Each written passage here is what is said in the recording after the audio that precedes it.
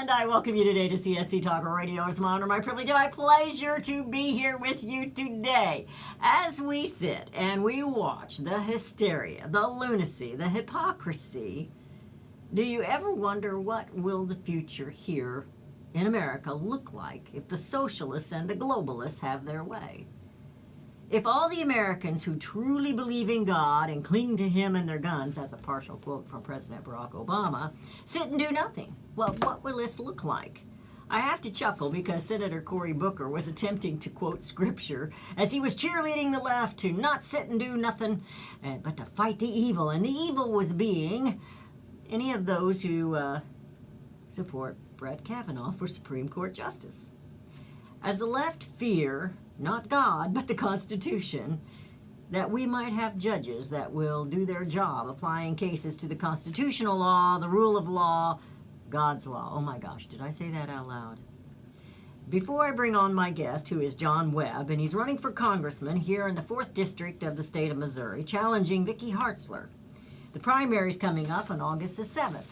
But I'm going to ask him to forgive me because I'm going to take up some of his time here with a little eulogy that was written by Lee Pitts. Now, this is going to be something my listeners are going to want a copy of, so hang on, I know you're going to want this. It's kind of long, so forgive me. But while it's written in some humor, unfortunately, or the irony of it all, is that it presents a scary future when you stop and think about it. And as I read this, I thought of the old movie, It's a Wonderful Life. What would it be like if the United States of America was not here? Lee Pitts, and it's called Rest in Pieces. If the obituary of our country is ever written, this is how it might read. United States of America, July 4th, 1776, November 4th through November 4th, 2046, 270 years of age. The last of the great superpowers died quietly at home, surrounded by 350 million greedy, spoiled offspring. She had been in hospice care for 30 years. She didn't die from a Chinese nuclear bomb, election tampering, Russians, or global warming, but had become fat and lazy in her old age, squandering the wealth that generations before had created. On life support, but mutual agreement, the money-grabbing family members pulled the plug on the greatest experiment in democracy, liberty, and freedom to have ever lived. An autopsy revealed she died of natural causes, including apathy, laziness, political correctness, self-indulgence, sloth, and corruption. Conceived in garages, machine shops, farms, and ranches, America was born in a Little Italy, the Barrios, Chinatown, African-American ghettos, in Hell's Kitchen, Irish and Mormon communities, on Ellis Island, upon the plains, and in the great American West. She lived a full life of public service and proclaimed to the world, "Give us your poor and your huddled masses." Condolences poured in from around the world from those who were saved by her armies, her doctors, and her farmers. Foreign leaders remembered America as a loyal neighbor who always spoke her mind, but who gave up her sons and daughters willingly so that others might be freed from the wicked rule of ruthless depots, murdering dictators and barbarous ayatollahs. A veteran of foreign wars, her sons stormed the beaches of Normandy, and her daughters nursed the world's sick back to health. She willingly gave her bombs and her blood to conquer bullies like Hitler, Stalin, and Hussein, bin Laden, and countless others. After she'd beaten them in a battle, she literally gave the shirt off her back to rebuild their cities and their economies. During her life, she adopted countless refugees from around the world, gave sanctuaries to the UN, and her farmers and ranchers fed billions who would have died otherwise.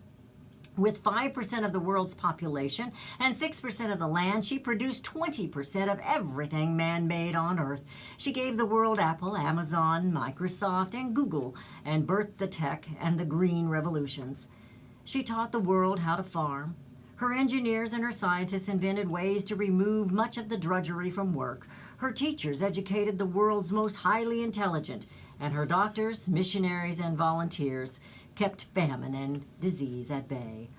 America's passing left many unanswered questions. Who will be willing to sacrifice her sons and daughters the next time a global bully tries to massacre an entire race? Who will give freely trillions of dollars when hurricanes, earthquakes, and dictators leave a path of human destruction behind? Who will seek out and destroy the terrorists who want to murder everyone who doesn't worship their God? Who will tear down the walls that communism built or be a sanctuary for refugees who have no reason, nowhere else to turn? Who will entertain the world or spawn the next generation of Disney's, Jobs, Gates, or Bezos? Is that Bezos? I'm not sure. Who will say the world's unfortunate and poor? Follow us, and we will lift you up. America was preceded in death by common sense, decency, freedom, hard work, thrift, and good manners. She is survived by 50 states who suffer from the same deadly disease. Pallbearers were corrupt career politicians, a millennial on a skateboard staring at his cell phone, a representative of the transgender community who didn't know which bathroom to use, and a homeless father who sired 5 kids and then ditched them. A Hollywood celebrity who made gory movies and violent video games but blamed the Second Amendment every time a teenager tried to kill as many of his classmates as he could in 10 minutes. The CEO of a corporation who didn't pay taxes and stashed their cash overseas. And a quarterback who made millions of dollars playing a game in the good old U.S. of A. but wouldn't even stand for her flag or her national anthem. There will be no graveside service as America lost her faith decades ago. Instead of flowers, go to a church, synagogue, or mosque and say your prayers for the rest of the world. If that was the eulogy of the United States, Lee Pitt said it might sound something like that. I thought he hit it right on the head.